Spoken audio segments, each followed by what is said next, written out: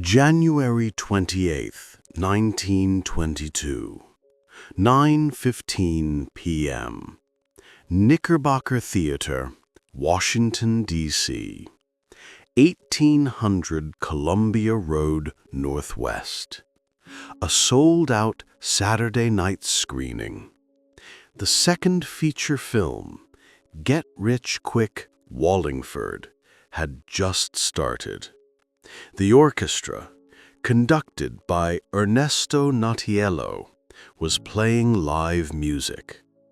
The audience settled into their seats, and then they heard a noise, a loud, cracking sound, like thunder, or like something breaking.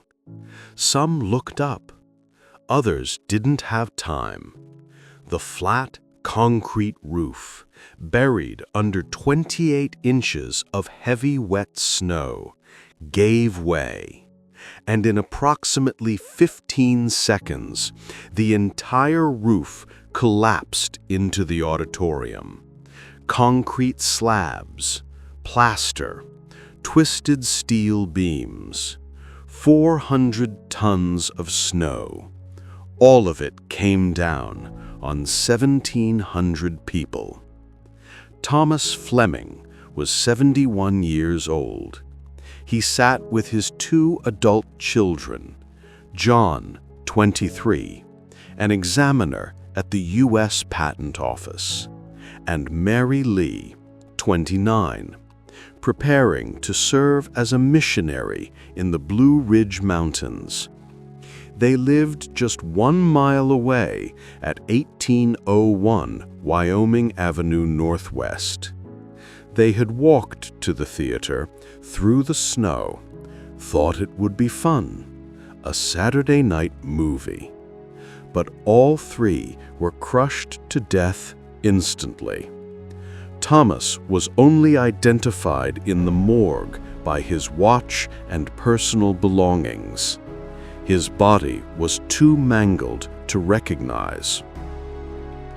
Agnes Mellon was a clerk at the National Geographic Society. She arrived at the theater with a friend right at 9:15 p.m. As they entered, the roof collapsed. Agnes was killed instantly. Her friend, Hoffman, was blown into the lobby by the gust of air from the collapse. He survived. Agnes didn't. She was identified in the morgue by her khaki knickerbockers. Ironic, given the theater's name. 98 people died. 133 were injured. It was the deadliest disaster in Washington, D.C. history. And it was entirely preventable, because the building was hopelessly inadequate from the day it opened. The architect, Reginald Geare, had designed an innovative flat concrete roof with no support columns, unobstructed views for every seat, but he never consulted a structural engineer. He used inadequate reinforcement, weak walls, poor load distribution. The roof was a death trap waiting for the right conditions. And on January 28, 1922, those conditions arrived. This is the story of the Knickerbocker Theatre disaster, and the architect who lived just blocks away, who rushed to the scene and spent the rest of his life haunted by what he had built. The Knickerbocker Theatre opened in October 1917. It was built by theater owner Harry Crandall, a prominent figure in Washington's entertainment industry. Crandall wanted something special, a luxurious movie palace, state-of-the-art. He hired architect Reginald Wycliffe Geare. Geare was 33 years old, ambitious, creative, and he had an idea. A flat concrete roof, no support columns inside the auditorium. Every seat would have a perfect view. It was innovative, modern, and it looked impressive on paper. But Geare made critical mistakes. First, he hired engineer M.S. Rich to design the roof framing.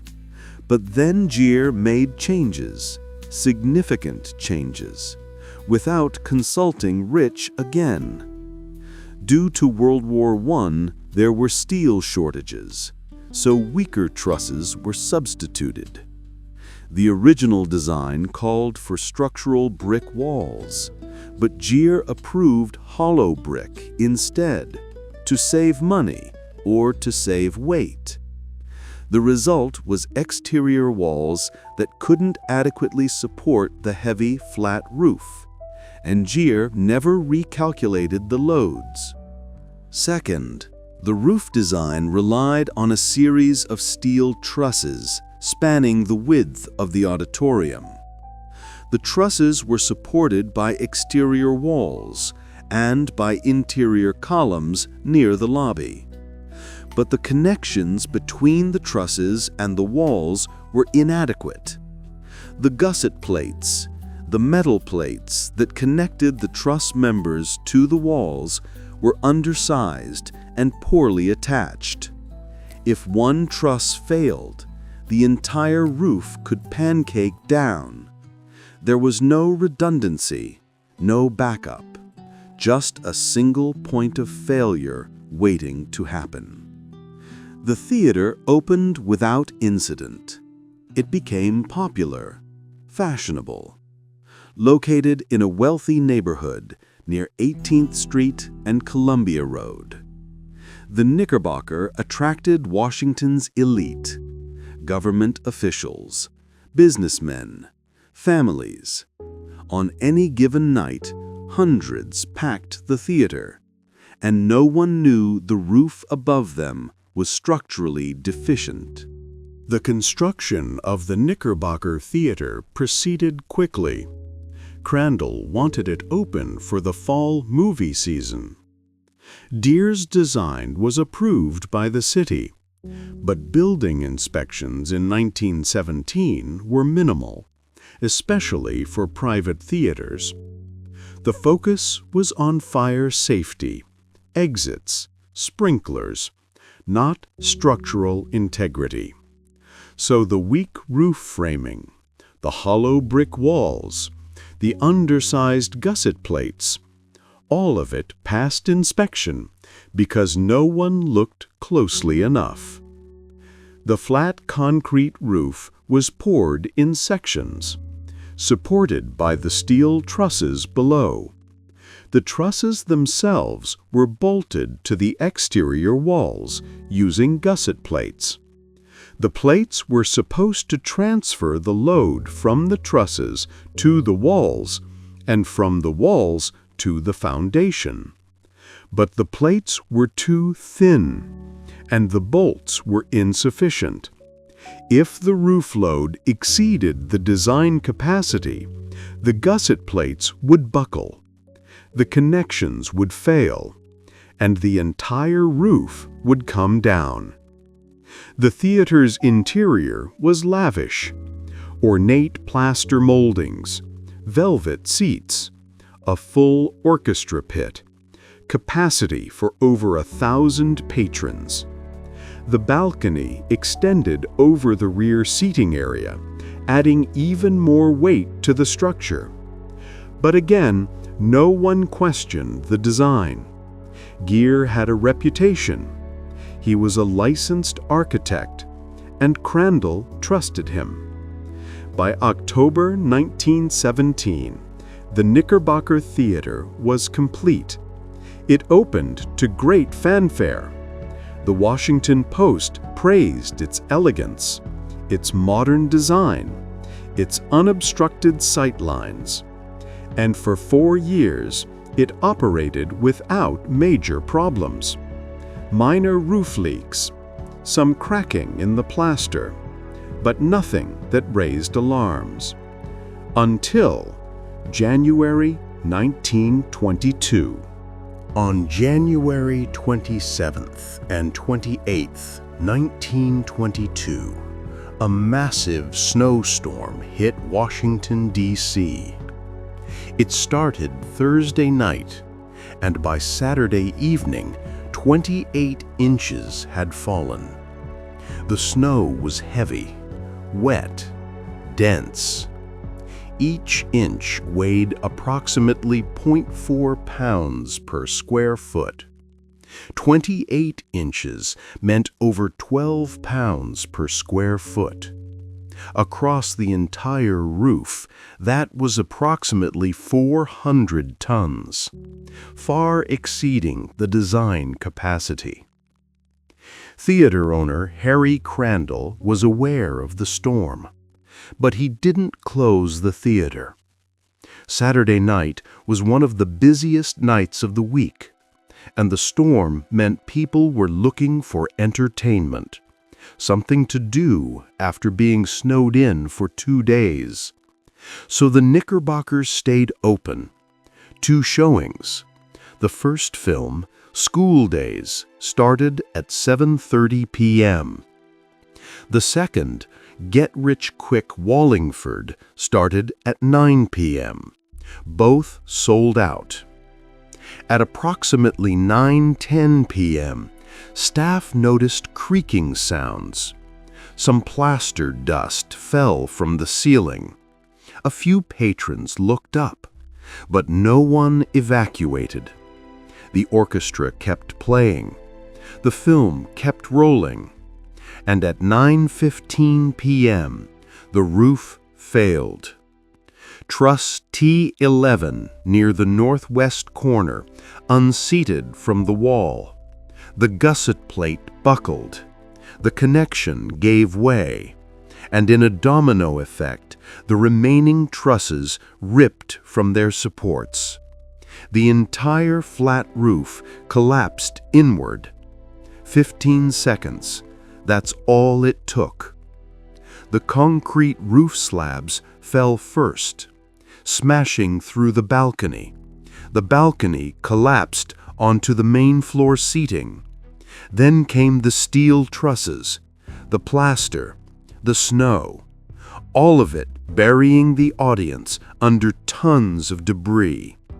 Some people were killed instantly, crushed by concrete. Others were trapped, pinned under beams, unable to move, unable to breathe. And some, remarkably, were blown into the lobby by the gust of air from the collapse. They survived with minor injuries, but most didn't. Ernesto Natiello, the orchestra conductor, was killed instantly.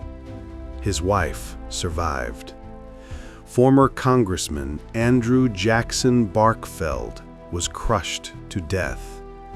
Edward Shaughnessy, second assistant postmaster general from Chicago, attended with his wife and 2 children. All were injured. Shaughnessy died days later at Walter Reed Hospital. And the Fleming family, Thomas and his 2 children, all 3 killed together. The noise was deafening, and then silence, except for the groans of the injured, people screaming for help, onlookers rushing to the scene. Within minutes, Washington's police and fire departments arrived. Then Marines from the 8th and I Street Barracks and soldiers from Fort Myer in Virginia, led by Major George S. Patton, the same Patton who would later become famous in World War II. He commanded the rescue effort. The rescuers worked through the night, digging through debris, pulling out survivors and bodies. By midnight, 200 responders were on scene. By 6:30 a.m., 600. They used their hands, shovels, anything they could find. The snow made it worse, 26 inches on the streets. Vehicles couldn't get through, so they used army mules to pull ambulances and stretchers carried by hand. John DeWitt, a young Canton, Ohio native living in Washington, rushed to the scene. He drove his car as an improvised ambulance, hauling injured people to hospitals for 13 hours straight, from 9:30 p.m. until 10:30 the next morning. He later wrote to his parents, "I was covered with blood before we had carted many victims. It was with difficulty several times that I convinced the doctors that I was intact." 16 people died on the way to hospitals, despite his efforts. One survivor was a Girl Scout leader. She had been seated near an exit. When the roof collapsed, she was pinned but conscious, and she began directing others, telling them how to crawl out, how to avoid falling debris. She saved 10 lives before she herself was pulled out, injured but alive. But many were not so fortunate. Patton later wrote to his father, "Many people were so badly mangled that their bodies couldn't be recognized. Some victims were identified only by watches or clothing or personal items. The morgue filled quickly, and families searched desperately for loved ones." And then there was Reginald Geare, the architect. He lived just blocks away from the theater. When he heard the news, he rushed to the scene, and he helped. He knew the building's layout, the structure, the shortcuts he had taken. He guided rescuers, told them where to dig, where people might be trapped. But he also knew it was his fault, his design, his decisions that had killed 98 people. The rescue effort continued through Sunday. By Monday morning, all survivors had been pulled out, and the grim task of body recovery began. The final death toll, 98, 133 injured. It was Washington, D.C.'s deadliest single-day disaster, and the city was in shock. Investigations began immediately. 2 committees were formed, one by the city, one by a group of engineers. Both reached the same conclusion. The building was hopelessly inadequate in many areas from day one. The roof design was flawed. The gusset plates were undersized. The exterior walls were too weak. The load distribution was poor, and there was no structural redundancy. The collapse, they said, was inevitable. The snowstorm just accelerated it. Even without the snow, the roof would have failed eventually, under wind load, or accumulated rain, or simple aging. The report identified 7 major weaknesses. First, the buckled gusset plate on Truss T11. Second, inadequate bottom chord connection to the wall. Third, weak exterior walls made of hollow brick instead of structural brick.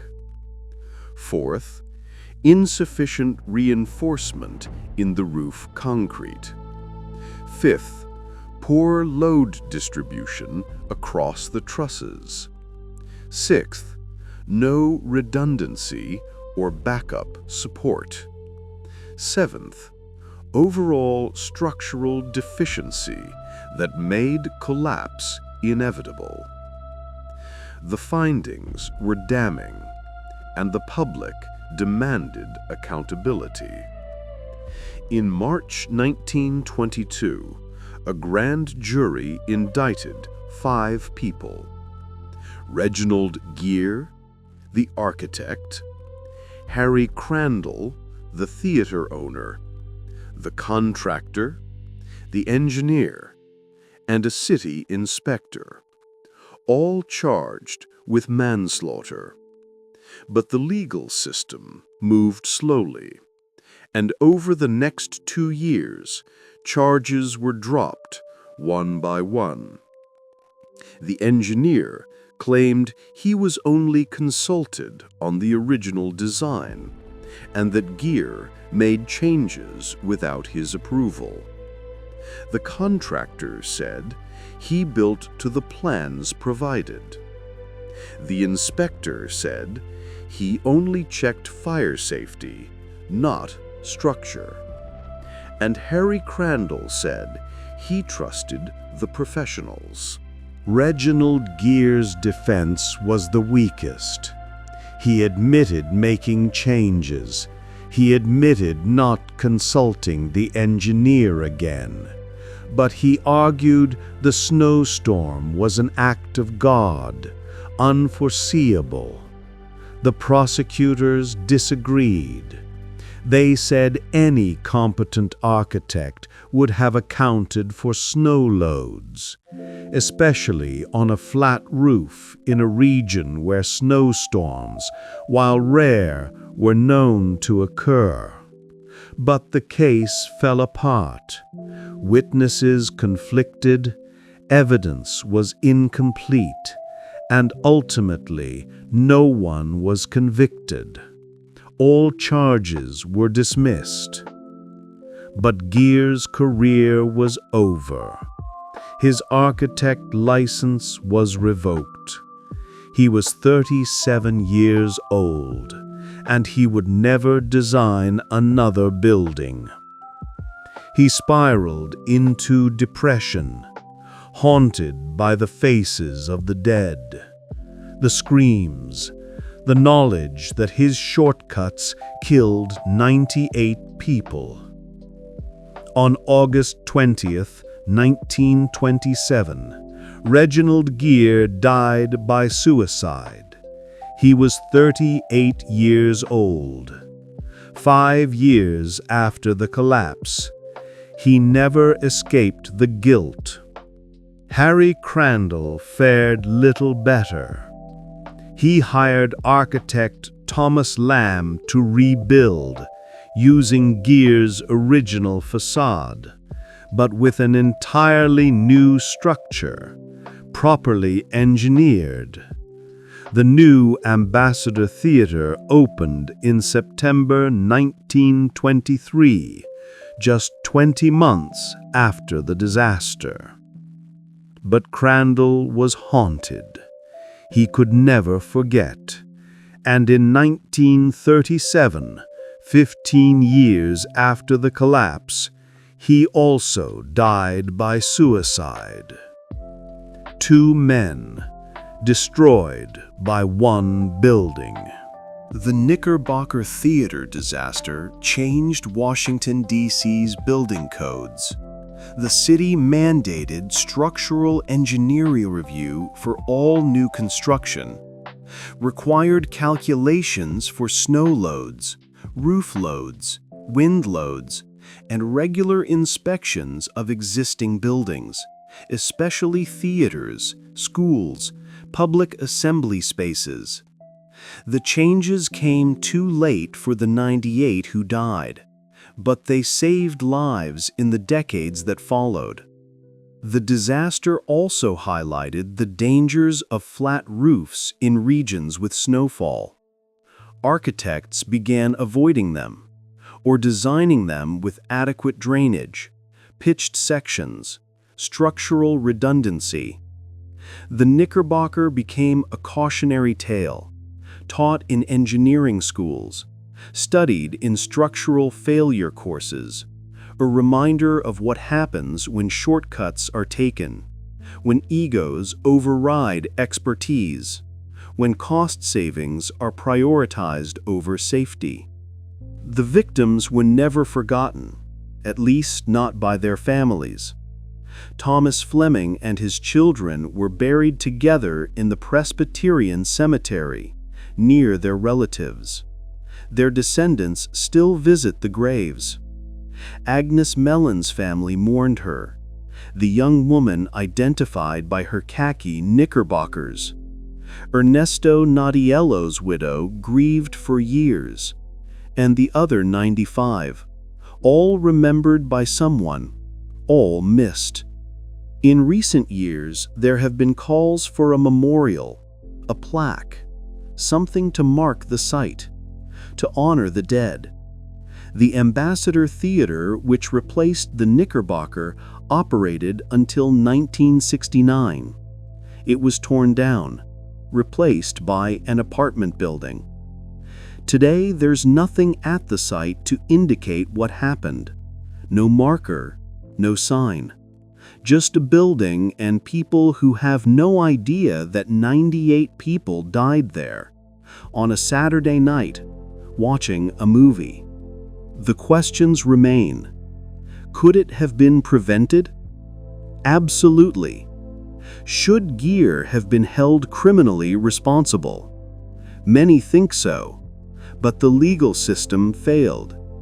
And two men, Geare and Crandall, paid with their lives anyway. Through guilt, through remorse, through suicide. Justice came, just not through the courts. The Knickerbocker Theatre disaster killed 98 people in 15 seconds during a movie on a Saturday night. The architect, Reginald Geare, designed a roof that was structurally inadequate from day one. He took shortcuts, made changes without engineering review, used weak materials, and ignored snow loads. And when 28 inches of snow fell on January 28, 1922, the roof collapsed, burying 1,700 moviegoers, killing 98, injuring 133. But here's the uncomfortable truth. Geare and Crandall both died by suicide, haunted by guilt. Yet neither served a day in prison. The legal system failed to hold anyone accountable. And today, there's no memorial, no marker, nothing at the site to remember the dead, just an apartment building and a forgotten disaster that changed building codes, that taught engineers a lesson, but that most people have never heard of. If you want to uncover more stories of American infrastructure hiding dark secrets, subscribe to Hidden America. Next time, we'll explore the St. Francis Dam collapse in California, where William Mulholland's arrogance killed over 400 people in 1928. We'll investigate the ignored warnings, the unstable foundation, and why Mulholland took full responsibility but faced no criminal charges. Subscribe now for more hidden infrastructure stories. And remember, the Knickerbocker Theatre stood at 18th and Columbia Road Northwest, where 98 people died watching a movie and were buried under 400 tons of snow and concrete because an architect cut corners and no one stopped him.